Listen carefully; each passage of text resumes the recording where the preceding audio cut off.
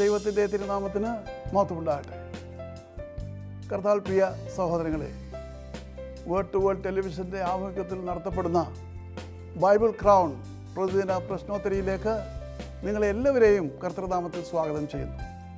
നമ്മുടെ ഇന്നലത്തെ ചോദ്യം, ഏലിയാവിനെ സ്വർഗത്തിലേക്ക് കൊണ്ടുപോകുവാൻ ദൈവം അയച്ച രഥങ്ങൾ എന്തുകൊണ്ടാണ് നിർമ്മിച്ചിരുന്നത്? ഉത്തരം, അഗ്നി കൊണ്ട്. ഇന്നലത്തെ വിജയി.